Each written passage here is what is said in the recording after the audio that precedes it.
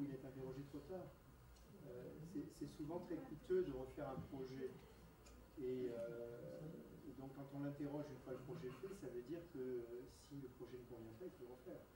Or, c'est pas comme ça qu'il faut faire. C'est comme ça qu'on démontre que ça ne peut pas fonctionner. Hein, tous les maîtres d'ouvrage disent non, on ne va pas commencer à poser la question de savoir si la pelouse est au bon endroit ou pas au bon endroit. Alors, le projet est fini. Vous n'allez pas nous faire faire un nouveau projet. Pas, ils ne se mettent pas à la place des usagers pour penser à la chose. Il faut leur poser la question. Non, mais vous, en tant qu'urbaniste, est-ce que vous... Non, je pense que depuis quelques années, il y a une volonté de changer les méthodes. C'est certain. Tout le monde est convaincu qu'il faut faire de la participation. Alors, convaincu soit par obligation plus ou moins politique, parce que quand même l'opinion publique devient beaucoup plus puissante. Il y a quand même un certain nombre de maires chez nous qui n'ont pas été réélus parce que l'opinion publique considérait que les projets qu'il avait faits n'étaient pas les projets qu'on attendait d'eux. Donc là, la pression politique devient assez forte. Mais je dirais que souvent, la participation se met en place pour de mauvaises raisons de ce type-là. Et en tout cas... Oui, pour d'autres raisons, les méthodes ont beaucoup de mal à se mettre en place. Alors, ce n'est pas uniquement d'ailleurs des mauvaises volontés des acteurs. Je suis sûr qu'il y a plein d'architectes, il y a plein de maîtres d'ouvrage qui aimeraient entrer dans ce processus. Mais c'est vrai que aussi le cadre institutionnel, le cadre juridique même, ne facilite pas les choses.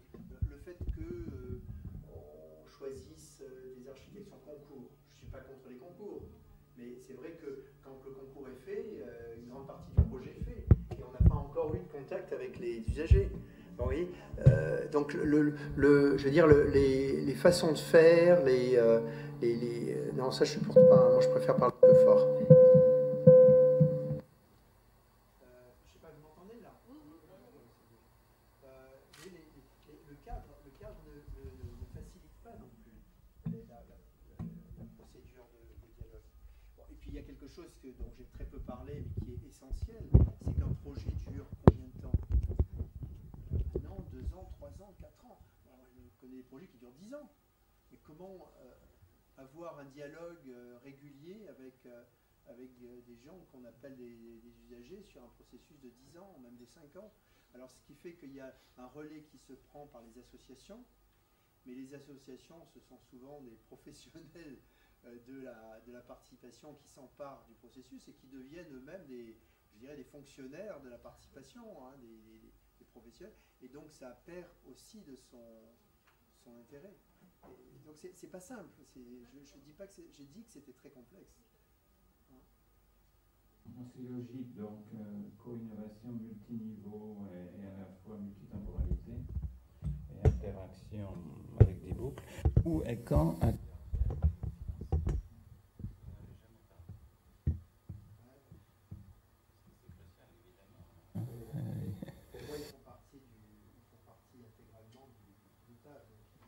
mais enfin, comment eux, ils peuvent intervenir? Parce que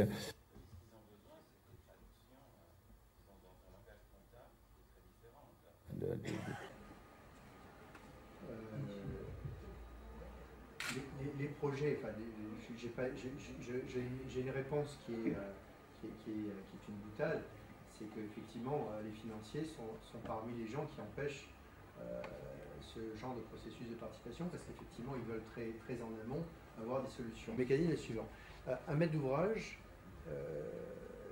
par définition, n'a pas d'argent. Ou relativement peu d'argent en fonds propres. C'est pas sa vocation que d'avoir des trésors de guerre. Donc, il a effectivement assez rapidement besoin d'aller chercher de l'argent. Il va aller chercher chez les gens qui ont de l'argent, le financier. Or, un financier ne prendra en compte un projet que s'il est bouclé, notamment s'il est bouclé sur le plan administratif, c'est-à-dire s'il a les permis. Donc, un maître d'ouvrage qui va financer toute la première partie d'une étude jusqu'au moment où il pourra aller voir un financier avec le beau marocain, si je peux dire, bien fini, eh bien, tant qu'il n'a pas fait pas ce geste, il n'aura pas de financement, ou très peu, un financement marginal. Donc, le maître d'ouvrage, le client, donc, a intérêt à aller le plus vite possible à la solution administrative, c'est-à-dire le permis, quel qu'il soit. Et donc, il a tout intérêt à squeezer le maximum de processus initial de façon à aller le plus vite possible. Donc, il va demander à son urbaniste, son architecte, les hauts concepteurs, il va leur dire, moi, il me faut le plus vite possible une autorisation pour que je puisse demander une autorisation financière. Oui, un budget. Et c'est ça qui rend la chose difficile, c'est que ces processus que je décris sont des processus relativement longs. Et c'est vrai que quand on discute avec des gens comme L'Oréal, on ne va pas les citer, eux disent, nous, on a un processus totalement différent. Ils disent, nous, on ne va pas investir un copec sur le produit Tartampion en Chine tant qu'on n'a pas une certitude que le marché est capable d'absorber l'innovation qu'on propose. Donc le processus est totalement inverse. Mais L'Oréal a ses fonds propres et décide seul de la chose. Dans ces processus complexes, disons, qui semblent réaménager des villes, hein, le niveau, parce que quand je dis le financier, c'est aussi un processus complexe. Oui. C'est-à-dire qu'on peut construire tout à fait, disons, un agencement de phases intermédiaires qui permettent de partager les risques, etc. Mais le niveau déterminant, c'est politique. Donc à un moment donné, c'est le niveau du politique, c'est celui qui peut décider qu'en effet, la chaîne va commencer à pouvoir s'opérationnaliser parce qu'il commencera à avoir des financements initiaux. Au niveau du politique, il va renvoyer à des participations publiques-privées, il va renvoyer à des organismes comme la Caisse des dépôts, la BEI, etc. pour l'Europe. Bon. Donc, mais c'est la question, donc ça, on sait très faire. Et comment ces gens-là, dans ce que vous avez cherché à essayer de promouvoir, disons, comme idée, est-ce qu'ils doivent rester à leur place comme avant, mais ils ont maintenant des projets qui leur permettent peut-être d'évaluer le risque différemment, mais il sera déjà constitué avant par la participation dont on a parlé. Où est-ce qu'ils sont? Ils peuvent être dans la participation initiale. Moi, je pense qu'ils ne peuvent être que dans. Mais alors là, par quel moyen, je veux dire, parce qu'ils n'ont pas le même langage pour le coup. Il n'y a aucun. Prenez un autre acteur qui est tout aussi important, qui est l'assureur. L'assureur n'était jamais autour de table. Bon, maintenant, compte tenu de l'importance du risque dont je l'ai dit tout à l'heure, les assureurs disent nous, on aimerait voir les projets avant qu'ils se fassent. Aujourd'hui, dans un projet, les assureurs sont autour de la table, dès le départ, en disant bon, écoutez, là, vous prenez un risque, voyons comment on va résoudre ce problème. Enfin, la négociation commence très tôt.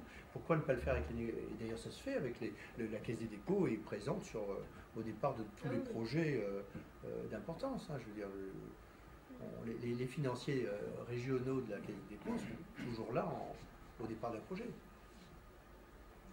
Mais le problème, c'est le dialogue. C'est-à-dire que le dialogue avec le financier, que ce soit la Caisse des dépôts ou tout autre, se fait mal parce que le processus n'est pas organisé pour en intégrer les dimensions. Alors là, ce dialogue-là, il fonctionne relativement bien. Oui, là, il commence à fonctionner parce qu'il y a une osmose qui se fait sur le plan culturel. Là, moi, il n'y a pas de problème. Mais quand même, le financier, une de ses logiques va être de raccourcir ce délai. C'est ça qui est le problème. Il va avoir une volonté de raccourcir, alors que ce que je raconte là a tendance à rallonger. C'est ça la contradiction.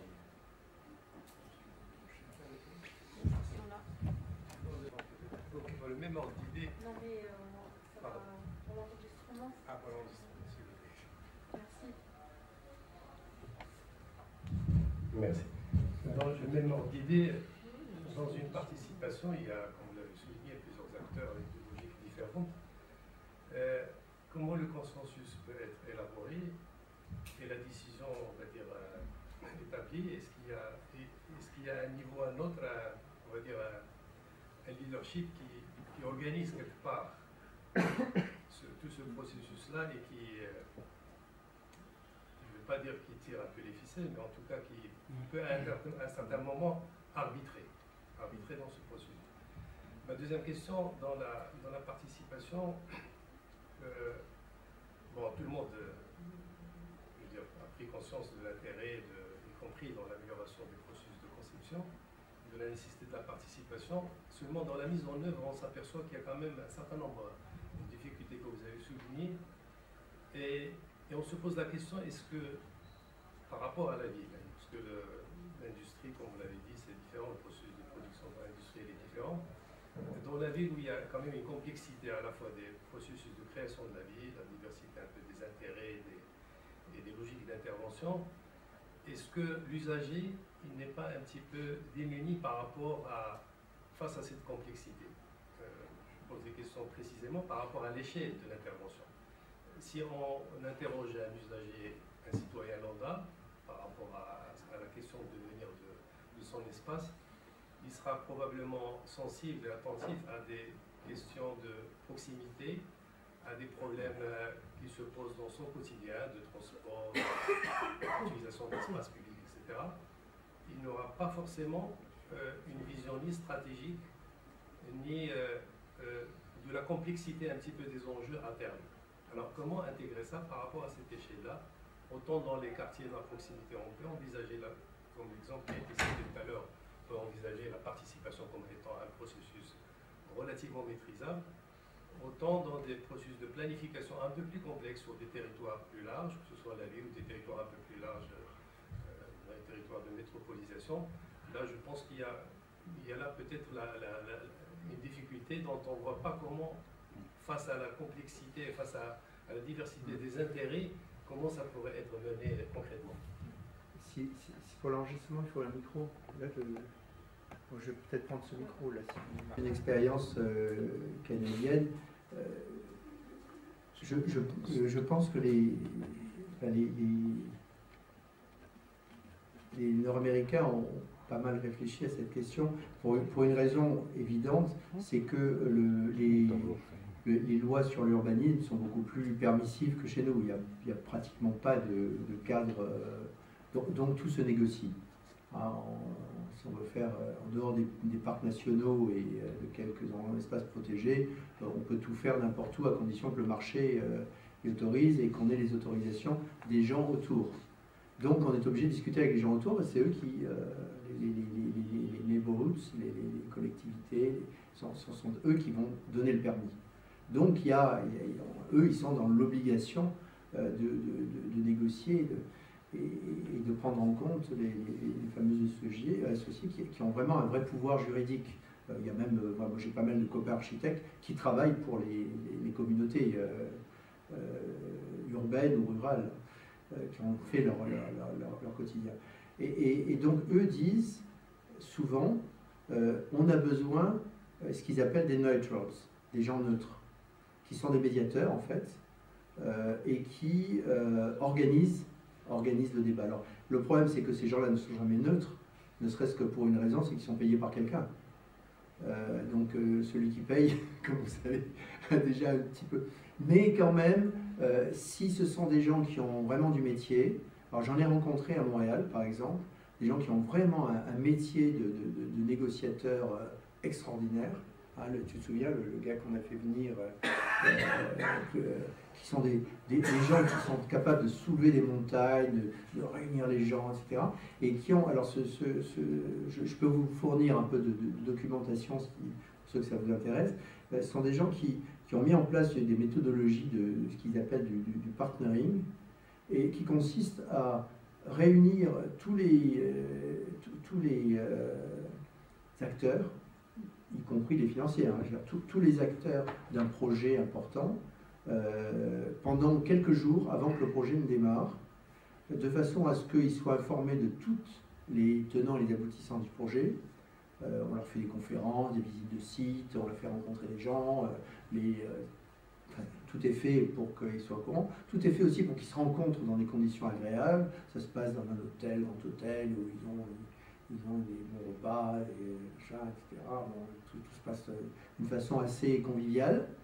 Et à la fin de ce séjour, qui peut durer 2 ou 3 jours, qui est préparé quelques mois à l'avance, parce qu'on rencontre chacun, on essaye de savoir, c'est pas une improvisation évidemment, et à la fin de ces 3 jours, il se signe une charte de partenariat. Alors qui consiste à dire des choses assez simples, hein, du genre, quand vous recevez un mail, répondez-y, par exemple, ou n'insultez pas les membres du partenariat, ou c'est pas la peine, bon, mais aussi des choses beaucoup plus tactiques, etc., qui permettent de fixer des objectifs communs. Et en tout cas, s'il n'y a pas d'objectif commun, de comprendre les objectifs des autres et les connaître. Et ça, ça m'est apparu d'une efficacité redoutable. Pour monter, il y a 2 projets à Montréal, le quartier international de Montréal qui s'est fait dans les années 80, qui s'est fait selon ce processus et qui a été une réussite à la fois urbanistique mais aussi économique, qui attire un nombre d'entreprises incroyable dans la ville et politique donc. Et puis plus récemment un quartier, je ne sais pas si vous connaissez Montréal, mais le quartier central de Montréal qui s'appelle le quartier des spectacles, où il y a la philharmonique, l'opéra, le théâtre, le musée, le machin, etc., autour d'une place qui était complètement désarticulée. Ils ont complètement réaménagé pour accueillir des festivals en été, etc., et notamment le festival de jazz qui a une réputation mondiale. Et là, ils ont réussi avec des acteurs terribles, hein, un directeur de théâtre, faire un projet d'urbanisme avec des directeurs de théâtre, un directeur d'opéra, et ça va être horrible. Hein. Ce sont des gens qui ont des idées bien arrêtées. Bien, ils ont réussi en très peu de temps à faire un projet remarquable en mettant en place cette méthode de partenariat en amont avec tous les acteurs, une compréhension. J'ai trouvé ça très très remarquable. Donc je crois, alors pour répondre un peu à votre deuxième question, les acteurs sont démunis, moi je ne veux pas croire à cette version-là. Je sais qu'elle existe, que les gens ne sont pas familiers des problèmes d'urbanisme. C'est vrai qu'ils ne comprennent pas les grands enjeux, mais je crois que les gens sont plus intelligents qu'on le croit. Ils savent défendre leur point de vue et on ne leur demande pas de construire des villes. On leur demande d'avoir une vision de ce que pourrait être la ville. Et ça, les gens le savent. C'est-à-dire cette connaissance tacite des gens, elle existe, elle est collective. Il ne faut pas faire du porte-à-porte et rencontrer les gens individuellement. Il faut créer des collectifs, engager le débat. Et moi, j'y crois. Mais évidemment, c'est une croyance un peu personnelle, hein, qui est basée sur une certaine expérience, sur une certaine observation des choses. Et je crois qu'il faut... mais il faut utiliser les bons outils.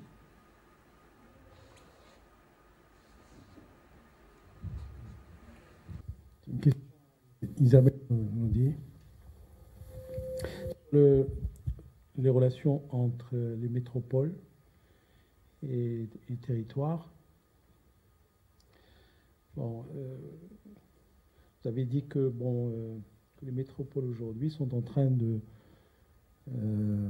reconfigurer les territoires, qu'il y a une nouvelle géographie économique qui est en train de se mettre en place. Ça, c'est un constat. C'est un constat et les enquêtes, les travaux de recherche auxquels vous avez fait allusion font ce constat-là. Il y a une sorte de retour à la métropole comme espace à la fois de vie, mais aussi de production. Est-ce que ces travaux de recherche se limitent donc à une dimension positive et descriptive de ce qui se fait, les tendances qui sont actuelles, ou est-ce que ça correspond à une politique d'aménagement du territoire qui serait celle de revenir à une concentration à la fois productive et d'aménagement du territoire, concentration sur les grandes métropoles. Dans l'histoire, très rapidement, l'histoire du Maroc, on est parti justement d'une polarisation à la fois économique, industrielle sur les grandes villes comme Casablanca, etc. a une tendance aujourd'hui à créer de nouvelles villes, disséminées un petit peu sur l'espace du territoire, des villes satellites, pour justement dépolariser ces tendances qui étaient une tendance lourde et structurelle du développement du capitalisme, qui est allé vers les concentrations sur les grandes métropoles. Alors, juste pour revenir sur les travaux effectivement que vous évoquez, que j'ai présentés, qui sont les travaux qu'on soutient actuellement sur l'économie métropolitaine. Et en effet, le constat, c'est de voir que les zones territoriales qui créent de l'emploi sont des zones métropolitaines. Alors après, j'ai parlé sous le contrôle de Jean-Jacques, qui connaît aussi bien ces sujets-là. En fait, sur la partie aménagement territorial, je dirais qu'on est un petit peu dans le schéma inverse en France. Et aujourd'hui encore, on est là-dedans avec une forme d'ambivalence, parce qu'on soutient un petit peu de logique en même temps, et qui sont vraiment au cœur de votre question. C'est qu'en France, on a plutôt une vision de développement équilibré du territoire. Donc avec une politique d'aménagement qui cherche. Alors aujourd'hui,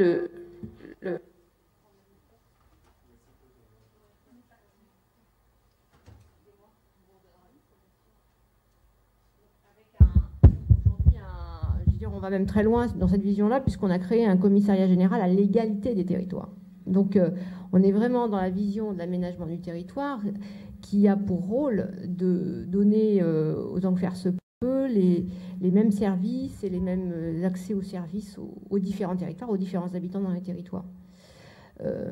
Quand on regarde les métropoles aujourd'hui, en fait, ça correspond à tout un maillage de métropoles d'équilibre qui avait été dessiné, je ne sais pas exactement, dans les années 60, ou je sais pas, il y avait eu toute une série de métropoles d'équilibre.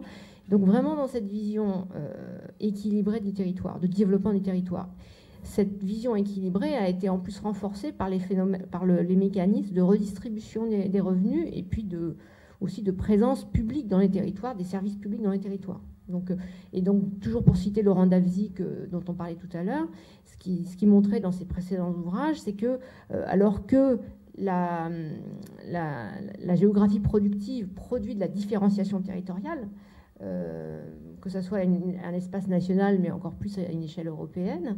Inversement, la redistribution publique, que ce soit les financements des collectivités locales ou la redistribution via les systèmes sociaux, elle produit de l'égalisation.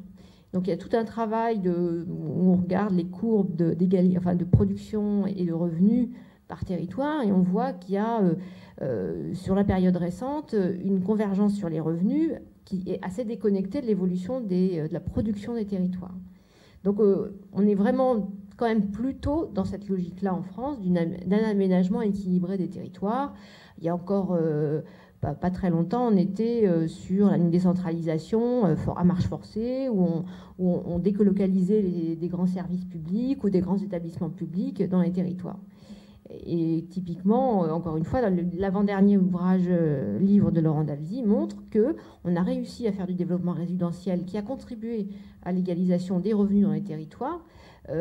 Donc ce développement résidentiel, beaucoup lié au transfert, a permis une égalisation des revenus dans les territoires et donc des conditions de vie dans les territoires.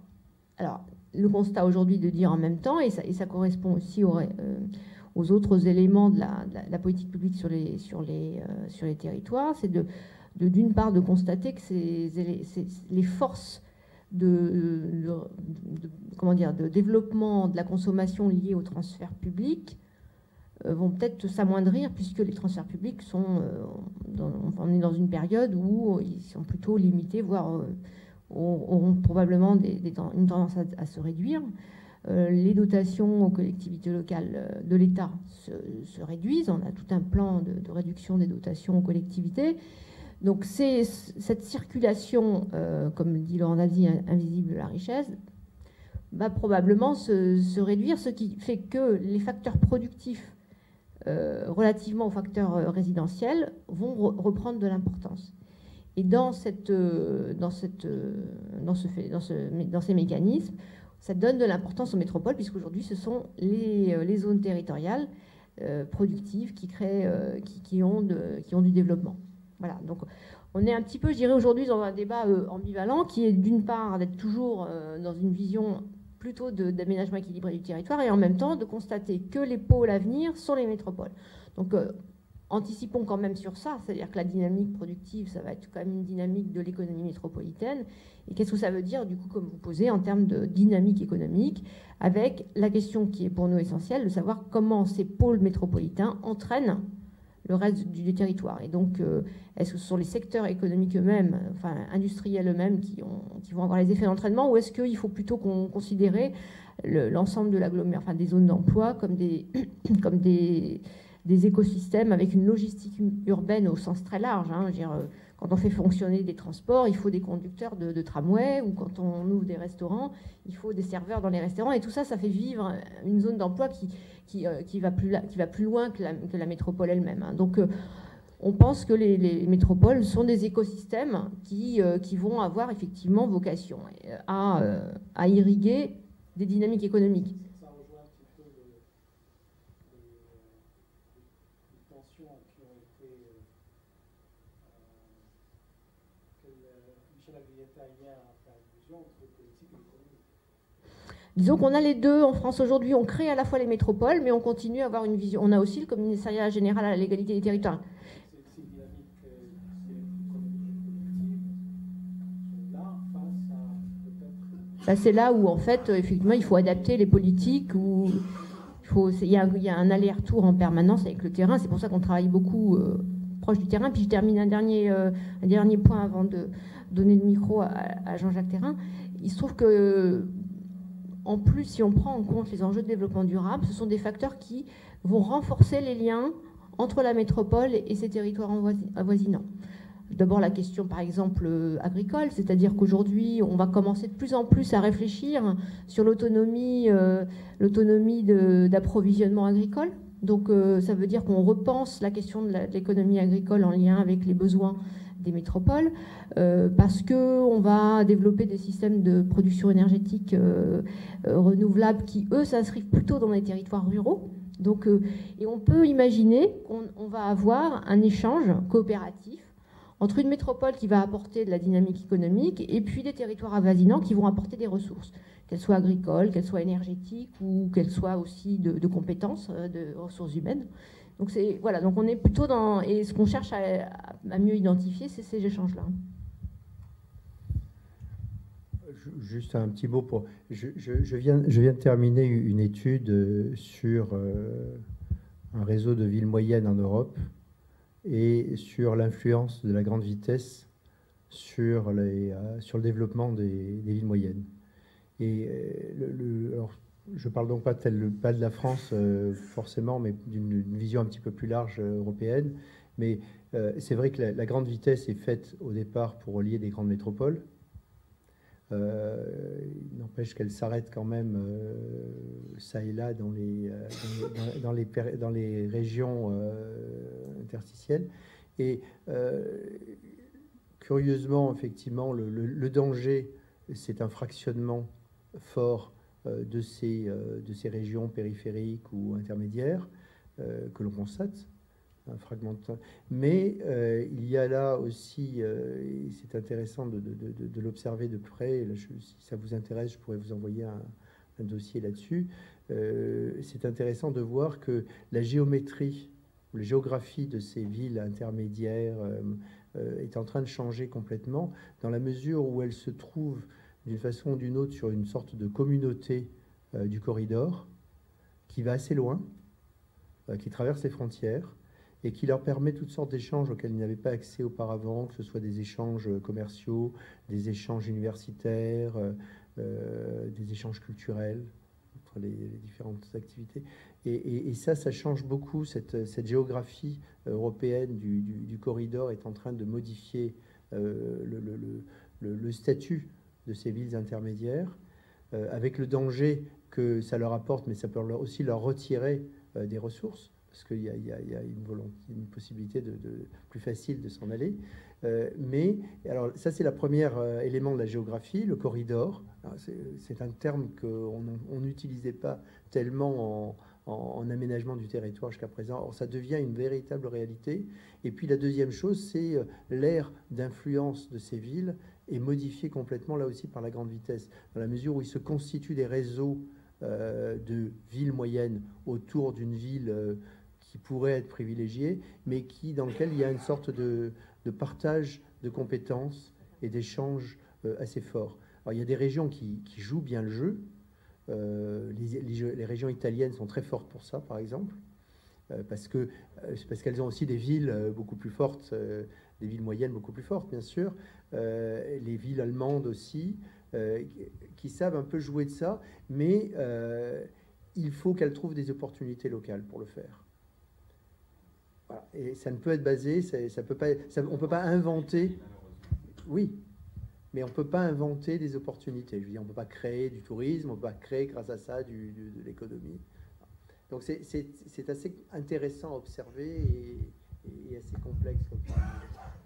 Enfin, ça, c'est vraiment important, le maillage des villes moyennes. Hein. C'est parce qu'aujourd'hui, quand on parle des métropoles, on parle des 13 métropoles. Hein. Donc, c'est vraiment des pôles très concentrés qui sont, je sais pas, plus de 500 000 habitants. Donc, en revanche, c'est un enjeu très, très important de capacité à entraîner le territoire, c'est de voir comment ces métropoles vont s'insérer dans le maillage des villes moyennes. Parce qu'on a quand même ces villes moyennes en France aussi. Donc aujourd'hui, le réseau s'appelle Ville de France. Je pense qu'il faut aussi réfléchir à cette interaction entre le réseau des villes moyennes et les métropoles pour arriver à cet entraînement du territoire. Parce que vraiment, l'enjeu des métropoles, encore une fois, 13 métropoles, c'est bien, mais c'est comme 13 régions, enfin, on y met chaque région à sa métropole, enfin voilà. En même temps, l'enjeu, c'est de savoir comment ça entraîne le territoire. Enfin, quel équilibre du territoire on fait autour de ces pôles. Effectivement, le réseau des... Non, il faut y travailler et peut-être que les politiques aujourd'hui ne sont pas complètement adaptées à cette vision-là. En tout cas, nous, on l'anticipe. C'est vrai qu'on se dit que travailler sur ce sujet d'interaction entre les métropoles et le réseau des villes moyennes, c'est important. Il y a un équilibre très très instable et qui peut très vite basculer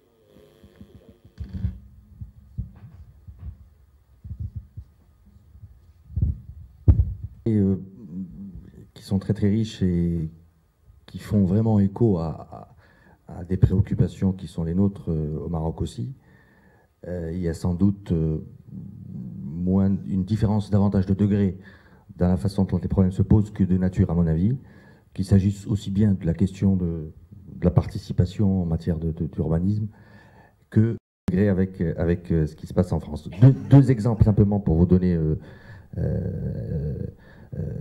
une illustration, disons, de la manière dont ces questions se posent. La question peut-être sur le plan d'aménagement du territoire. Comment trouver un aménagement équilibré du territoire? C'est un enjeu que nous avons aujourd'hui au Maroc, puisque nous avons eu une politique d'aménagement du territoire et qu'aujourd'hui la question de l'équilibre du territoire, donc de la solidarité des territoires entre les territoires se pose et que les travaux, par exemple, de Davzi sont extrêmement intéressants pour nous, même si ça ne se pose pas du tout dans les mêmes termes, puisqu'on observe qu'aujourd'hui on mesure la richesse des territoires au Maroc par le PIB et qu'on va mettre en place demain une politique de redistribution sur le fondement du seul PIB, ce qui peut être évidemment une erreur, puisque, comme le montre justement Davzi, la géographie de la richesse, donc mesurée par le PIB, n'est pas forcément celle du revenu. Or, nous avons aussi des questions de mobilité qui se posent, évidemment pas dans tous les territoires, c'est là qu'intervient la question du degré, ça ne se pose pas dans les mêmes termes, mais en tout cas, mettre au jour cette dimension est aujourd'hui chez nous un élément très important pour que demain on puisse concevoir cette politique d'aménagement régional équilibré que nous avons inscrit dans notre agenda politique. Voilà un objet, par exemple, sur lequel un dialogue peut être vraiment intéressant. Sur la question de la participation, c'est un peu la même chose. Nous avons vraiment aujourd'hui au Maroc, depuis 15-20 ans, ne parle que d'approche participative, que de démocratie participative. On l'a inscrite même dans notre constitution. Ainsi, depuis parlait d'une des difficultés que peuvent avoir la pratique de la participation en matière d'urbanisme, d'association des populations et des usagers de façon générale, aussi bien dans la conception des plans d'aménagement, mais aussi sur toutes les enquêtes d'utilité publique. Il y a un gros progrès à faire là-dessus. Moi, en première approximation, et je partage son point de vue, c'est l'expérience que j'ai me montre que nous avons encore une difficulté à appréhender le contenu que recouvre la participation, aussi bien au niveau des pouvoirs publics que chez les usagers. Qu'est-ce que ça veut dire participer? Concrètement, quand les gens sont assis autour d'une table, autour d'un sujet, qu'est-ce qui leur est demandé? Où commence le débat? Quelle est la différence entre concertation, consultation, discussion, échange, et où s'arrête le débat pour laisser la place à l'arbitrage et à la décision qui doit donner lieu à? Ça, c'est une question très importante. La deuxième question qui n'est pas encore chez nous, et c'est normal, hein, on le comprend, c'est l'idée de consensus. Au Maroc, tout doit se faire par consensus. C'est-à-dire qu'on a intégré, si vous voulez, l'idée de participation, on l'a associée au consensus. Rien ne fonctionne s'il n'y a pas de consensus. Donc évidemment, ça peut avoir des côtés très positifs sur un certain nombre de sujets.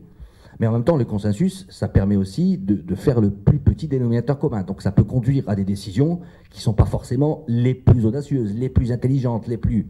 On est encore dans ces discussions, et c'est un sujet qui ne concerne pas simplement, j'allais dire, les experts ou les administrations publiques, mais qui concerne aussi, enfin, j'allais dire, le sens commun. Dans l'opinion aujourd'hui, dans le débat public que nous avons aujourd'hui, au-delà des sujets qui touchent à l'urbanisme, nous avons cette question du consensus qui revient systématiquement, la bonne décision et la décision consensuelle. Et non pas une autre version qui consisterait à dire, après le débat et l'échange d'arguments et de contre-arguments, l'alignement, il ne doit pas se faire sur le plus petit dénominateur commun, mais sur des décisions qui sont plus avancées. Alors ma question, moi, c'est ça. C'est comment, au niveau des pratiques de concertation, de participation de façon générale, d'association des usagers, on gère cette question de l'agrégation des opinions individuelles.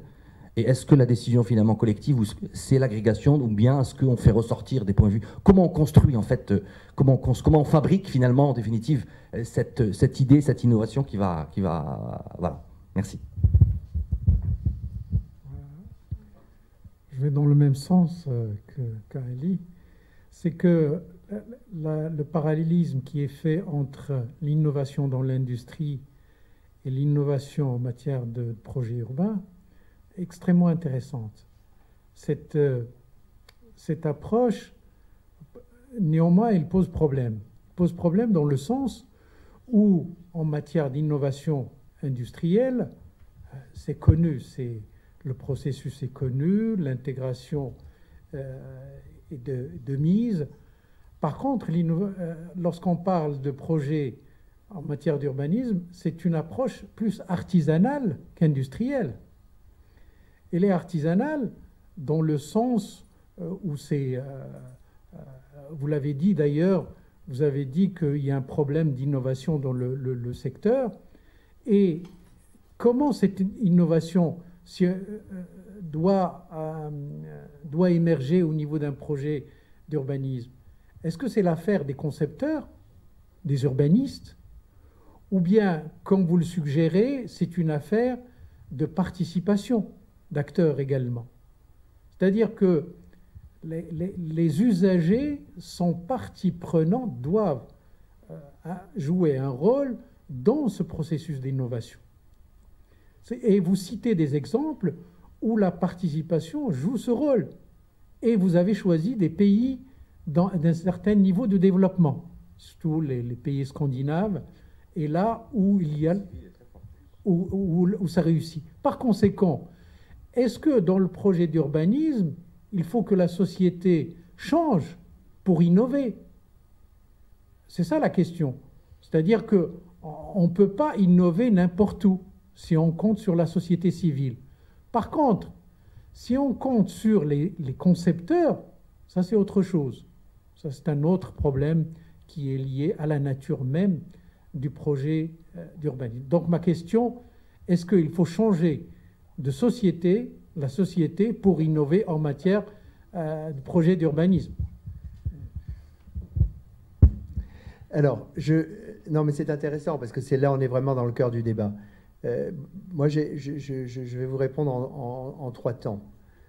Premier temps, moi je pense que quoi qu'il arrive et quel que soit le système que l'on met en place, le politique, au sens large du terme, est responsable de la décision. Le concepteur est responsable du design. Et l'usager détient une connaissance tacite qu'il est question de faire remonter dans le projet. Mais je crois qu'il n'est pas question de donner un crayon ni un crayon politique, ni un crayon à l'usager pour lui dire dessine-moi un projet. Donc je crois qu'il faut dès le départ, dès le début d'un processus participatif, il faut que les rôles et les responsabilités des uns et des autres restent entièrement, clairement exprimés. C'est aux politiques et à ses assistants, à ses, le maître d'ouvrage, l'aménageur, etc., de prendre des décisions. Et je crois que ça, c'est le premier point. Je crois qu'il faut que si on ne déclare pas clairement, effectivement, on change de société. Et je pense qu'on n'est pas là pour changer de la société, enfin, en tout cas pas moi. Donc je n'ai pas cette ambition, en tout cas.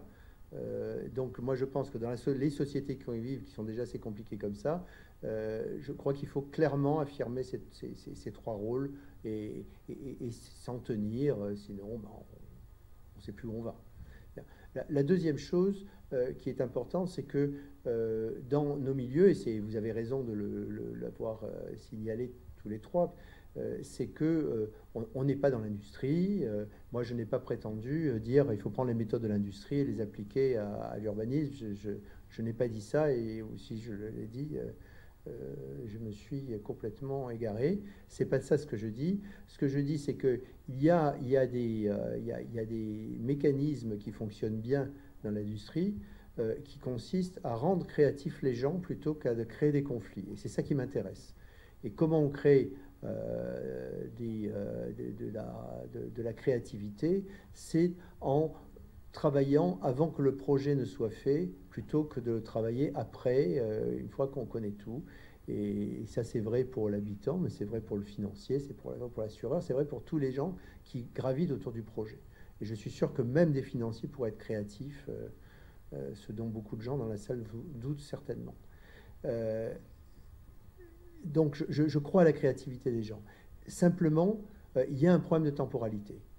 Il y a un problème de temporalité, c'est un projet très long, et donc c'est plutôt, le problème est plutôt de créer les mécanismes qui vont permettre d'assurer la poursuite d'un rôle participatif dans la temporalité d'un projet. Et c'est là où je dis qu'il y a la nécessité de créer des neutrals, comme disent les Américains, les Canadiens, des gens qui assurent cette continuité avec une certaine neutralité. Alors, est-ce qu'ils sont payés par la maîtrise d'ouvrage? Est-ce qu'ils sont payés par des organismes un peu extérieurs, de type ONG, etc. J'en sais rien.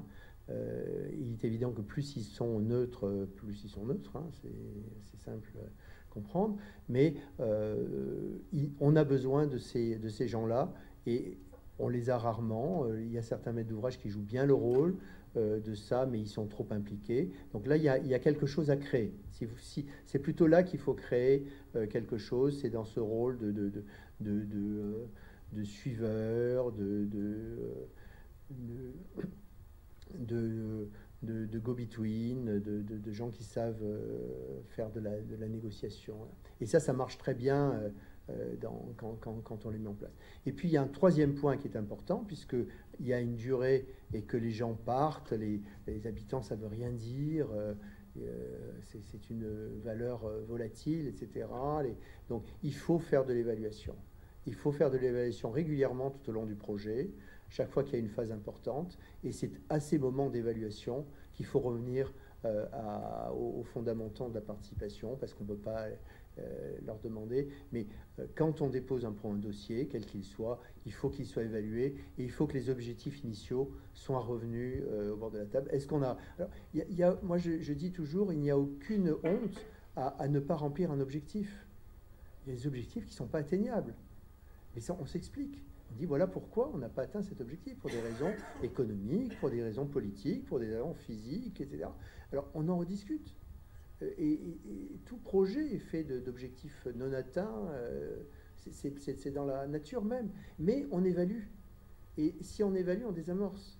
Et c'est ça qu'on ne sait pas faire, vous voyez. Donc moi, je ne suis pas très inquiet par rapport à vos craintes. Je dis simplement que ça nécessite non pas un changement de société, mais certainement un changement de méthode qui n'est en soi, je veux dire, les trois propositions que je fais, c'est pas très compliqué, hein. Mais l'évaluation est essentielle. Je ne sais pas si j'ai répondu, mais... Très très français aussi. Qui a le savoir, l'expertise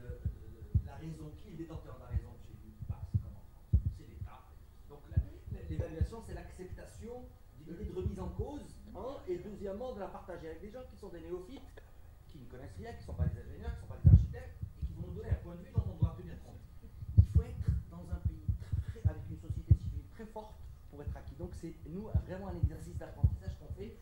Parfois, la participation, on l'accepte presque par défaut parce qu'on est obligé. On n'est pas encore dans une... Souvent, hein, on dit, on a fait participer les gens, donc c'est bon, allez hop, on les fait parler, puis c'est terminé, on est encore dans ce rapport-là à l'autre, à celui qui ne sait pas, qui n'est pas supposé porteur de savoir. Il faut attribuer à tout, il faut commencer à les éduquer, mettez la photo du cinéma là. Et c'est pour ça que je dis qu'il faut commencer par les écoles. Je vous assure que avoir fait travailler pendant 2 ou 3 promotions dans les hôpitaux, moi les étudiants que j'ai eus, ça les a complètement changés. Parce que les infirmiers, j'ai transféré l'école dans l'hôpital. On a fait l'atelier dans l'hôpital et les infirmières passaient, regardaient l'école et disaient mais vous rigolez, non? Ça va pas, vous plaisantez, jamais on fera ça. Et puis le chef de service un peu charismatique, il dit, qui jetait, qui prenait le plan, déchirait, recommençait, on en reparlera la semaine prochaine. Et ça, les étudiants, ils comprennent ça.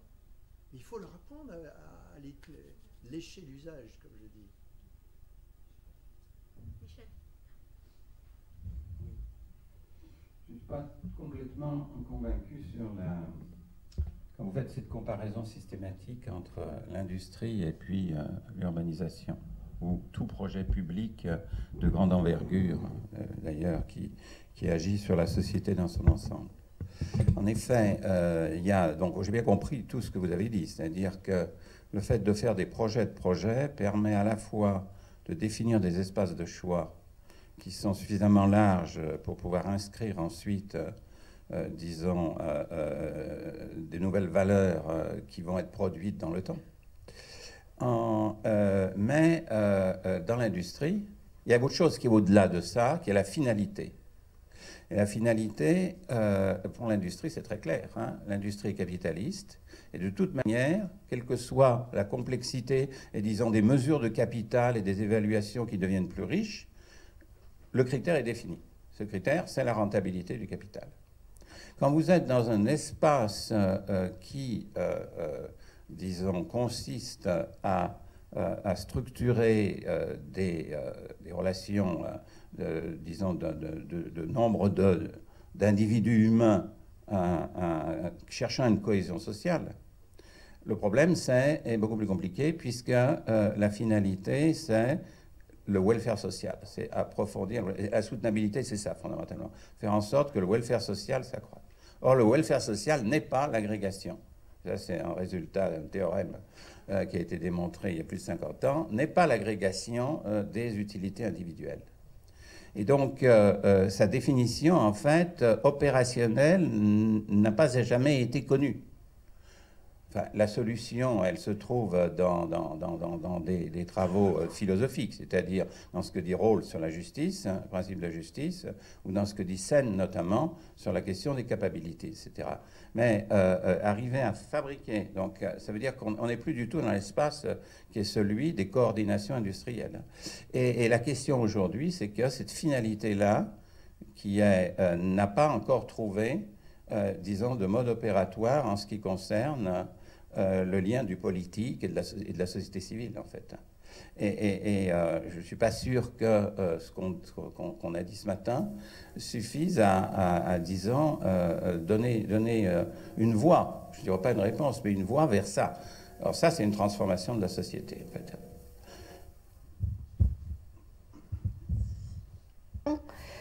Là, on est plus à l'échelle du projet, on n'est pas forcément à une échelle globale comme tu dis, du welfare. Là, c'est plutôt quand même l'échelle du projet qui est une vision partielle. Donc, oui.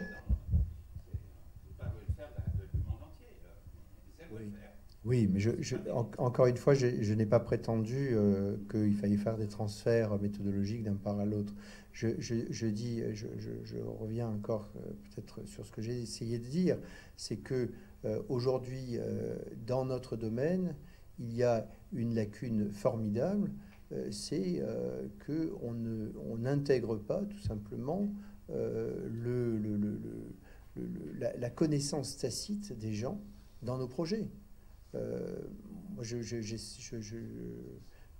fais relativement peu de philosophie, hein. Je suis dans une approche assez pragmatique du projet, qui est effectivement, moi, le projet de ville, de toute façon, je ne sais pas ce que c'est, j'en ai jamais vu, sauf à Brasilia, pour moi, ça n'existe pas. Donc, je ne... Pardon? Oui, en plus. Oui, donc moi, ce que je sais, c'est que 90% de ce qu'on fait, c'est de construire dans les villes ou sur les villes ou au-dessus des villes, et que ça, ce sont des travaux de couture, des travaux de réaménagement, de réintégration. Alors parfois, il y a des extensions, mais enfin, ça reste encore dans l'ordre de l'agrégation de ville sur la ville. Et moi, je me situe dans cette logique-là, qui est beaucoup plus modeste et qui consiste à dire, voilà, on travaille sur un tissu urbain, mais sur un tissu social et un tissu économique. Comment faire en sorte que les gens qui sont en charge de la transformation de ces tissus puissent prendre mieux connaissance de la connaissance tacite qui existe sur le terrain, que l'on ignore aujourd'hui totalement. Et je dis, on peut trouver dans l'industrie, et c'est la seule référence que je fais à l'industrie, on peut trouver à la fois des outils et des méthodes qui sont intéressantes pour développer de la créativité, pour révéler de la connaissance tacite. Je ne vais pas beaucoup plus loin. Je suis désolé de ne pas me monter mais moi, j'en suis pas capable. Moi, je reste à un niveau très, très modeste, qui est de dire, moi, je gère un projet, j'apprends à des jeunes à gérer un projet, j'observe comment des vieux font des projets, et je dis, ça ne peut pas continuer comme ça.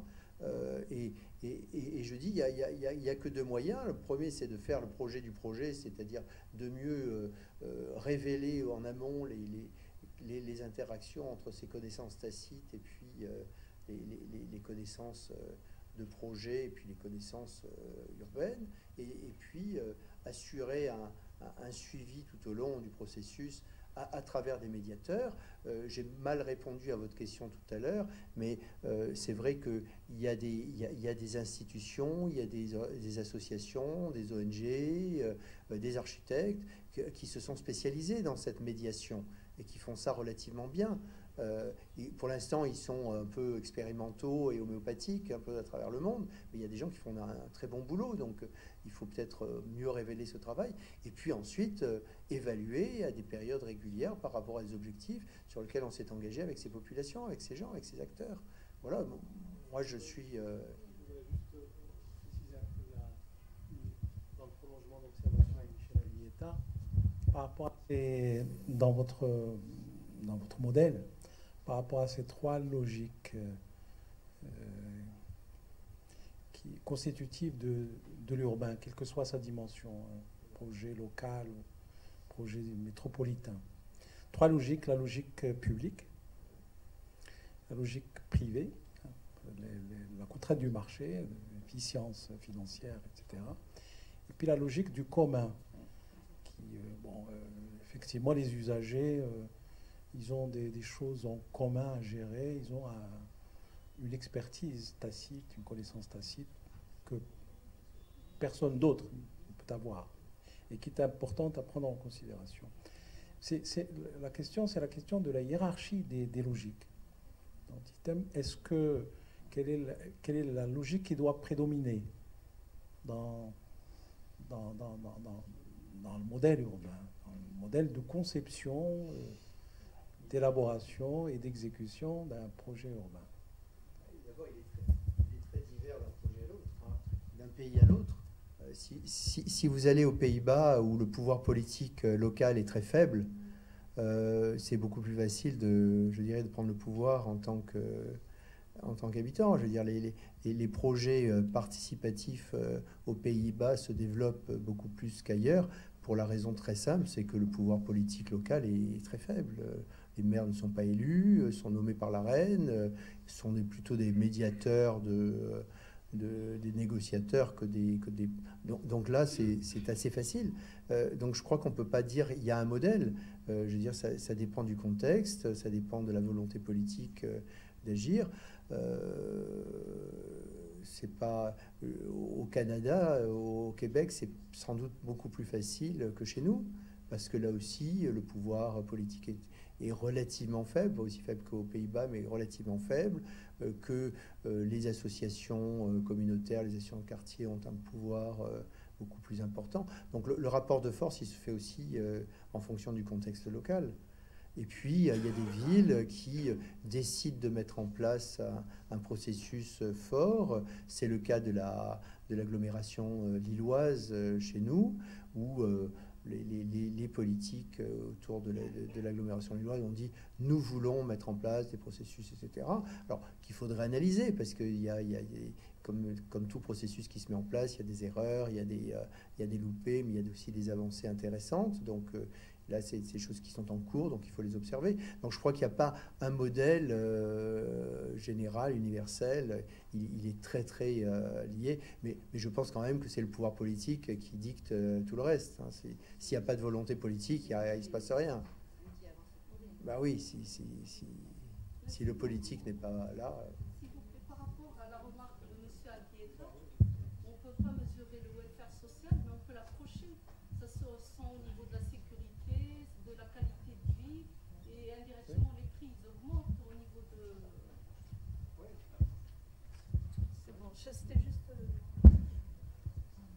Bon, parce que je ne sais pas s'il y a d'autres questions.